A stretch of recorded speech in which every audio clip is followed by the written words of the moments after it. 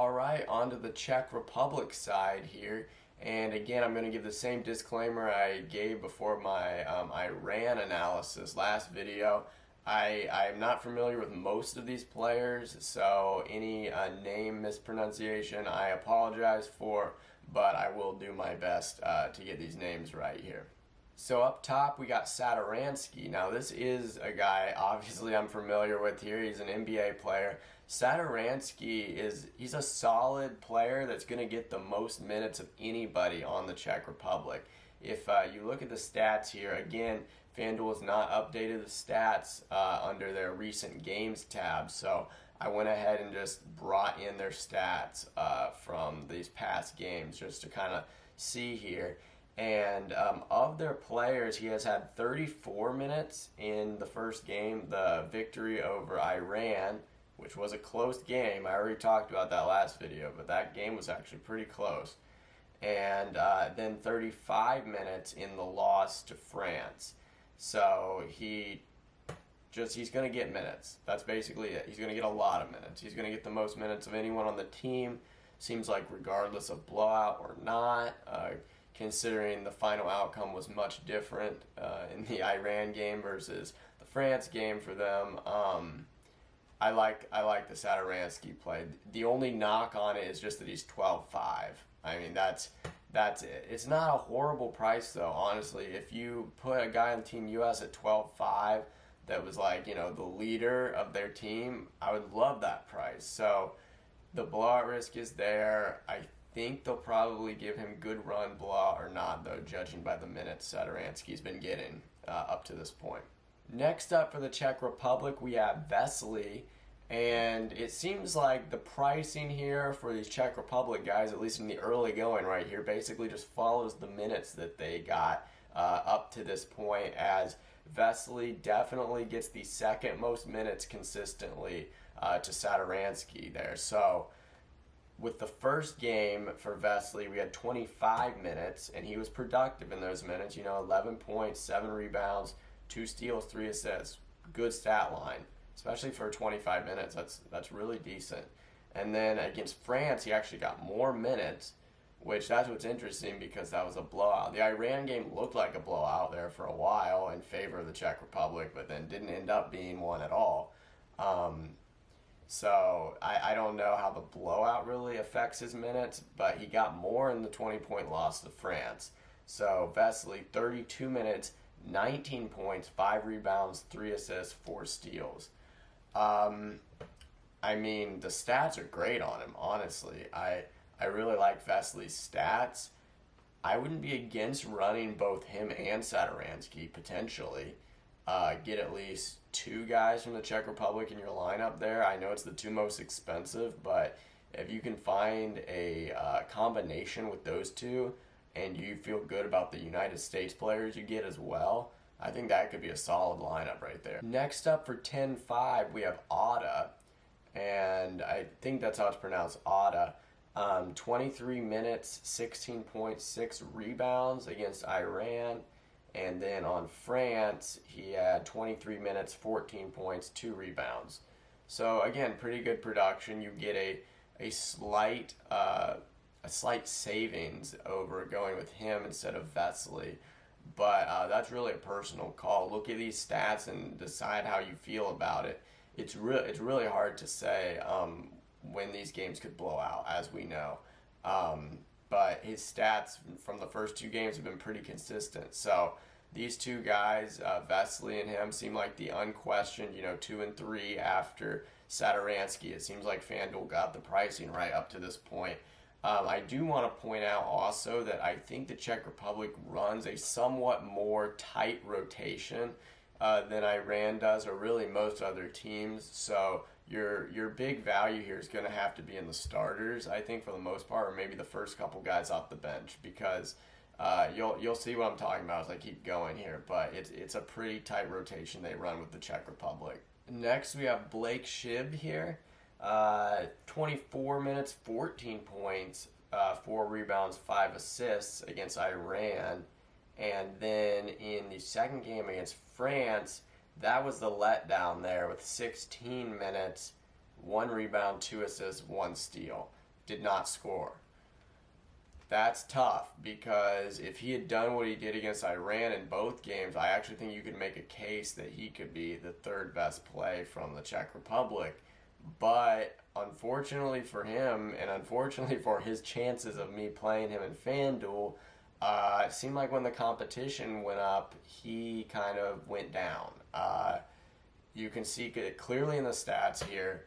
It seems like when they played a better opponent, he did not rise to the occasion. Bad news being, they're going to play another very good opponent here in the United States. So, am I more confident he will perform similarly to how he did against France and how he did against Iran against the U.S.? Absolutely. I would not use his performance against Iran to really gauge how he'll do against the U.S., and that goes for all these guys. If you want to pick one of these two game stats to, base how you think these guys are going to do, definitely do the France game. And I don't even think I really need to explain why. It's pretty obvious. Talent-wise, France is a lot more similar to the United States than Iran is. I really shouldn't even need to say that, but I just will anyway here.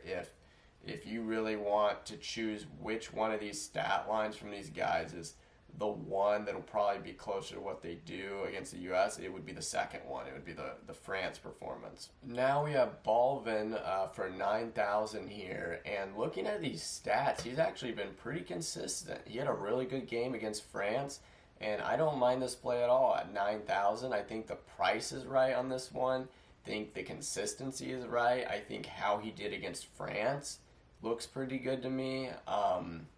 Clearly, he's not backing down from tough competition or anything like that. I feel pretty good about this play, and there's nothing about it that makes me not want to play him. I said that last time with the Yak guy from Iran, though. There was nothing about his last performance that made me not want to play him, and then he was not the best play there for Iran. So you just never know, but I'm just saying, looking at these stats and his consistency, there's no reason I can't go here. I'd feel pretty good about plugging this guy into my lines. Jelenik here for the Czech Republic plays decent minutes. It looks like 12 and 16, I believe. Yes. 12 in the first game and 16 in the second. He's scored all right, and he's done a little something each game. If he has a really good game, this could be the guy that wins you a tournament, like straight up, because a lot of people probably are going to stay away from him just because they don't know him, or because he's not one of like the top, 5 guys for the Czech Republic even, but he is a guy that will get minutes and will do something. So if you're looking for something to really make your lineup unique, this guy could be it.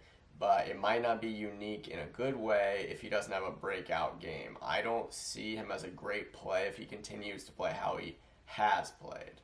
Now we have Bohakic for the Czech Republic, and his minutes are there. He's played 20 plus minutes each game. The production is just not there at all. So again, you could hope he has a breakout game this game.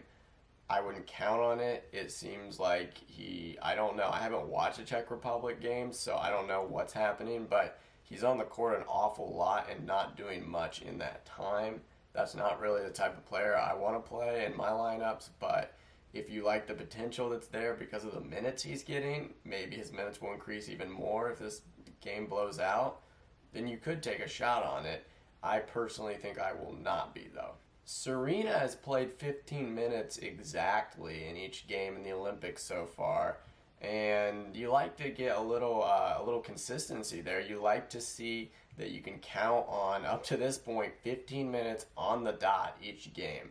So you know what type of minutes he's going to play. It seems like blowout doesn't necessarily affect that either. Already talked about the tight rotation. His stats just don't really jump off the page to me. I appreciate knowing what I'm going to get from this guy, but what I know I'm going to get from this guy is not something I really want to get. So I will be staying away here as well. Any of these value guys for the Czech Republic could end up popping off and having a really good game for them, but the unpredictability of who it will be will probably have me staying away. Poliza played 10 minutes against Iran and then did not even play against France. For me, this is a no play no matter what. Even compared to some of the other guys I said I'm staying away from, this is just I cannot trust that at all. He played 10 minutes. As we know, Czech Republic, very tight rotation. And look what happened when they played a tougher opponent that was not Iran. Did not even get in the game. I will not be touching him personally. You make a decision for yourself. I do not see a path where this would be a good play. Peterka here for the Czech Republic, same thing. Got in the game against Iran, did not even see any time on the floor against France, and that scares me, and I will be staying away. Sanal, at least I can say he got in the game both times, but the production is nowhere to be found. So again, a pass from me. I really hate to bash all these low-costing guys for the Czech Republic. I would love to say that I see some great value down here. I can't say that in good faith here. These guys, the unpredictability is crazy with some of these guys. The ones who get minutes don't really seem to produce much, and the ones that maybe produce a little bit can't be relied on for consistent minutes. So it's a really tough balancing act with these guys here. The final guy here for the Czech Republic, Viorel, did not play in the first game, played in the second, and played 6 minutes and did not score. So this guy has not recorded a stat yet in the Olympics. He's only played in one of the 2 games. I will say at least it was in the France game, I guess. That would, in my opinion, make the chances he plays against the U.S. better than if the one game he had played in was the Iran game, but no interest for me on this one. All right, that's going to do it for this episode of On the Road DFS, covering this United States versus Czech Republic game. I hope you found this information useful and you'll consider subscribing and leaving a like. I'm going to keep growing the channel here, and we're going to be covering some other sports here soon as well with the NFL season coming up. It's definitely something we are going to dive into and just talk about all the ins and outs of what I expect this coming fantasy football season. So stick around, and I will be bringing more DFS content to you shortly.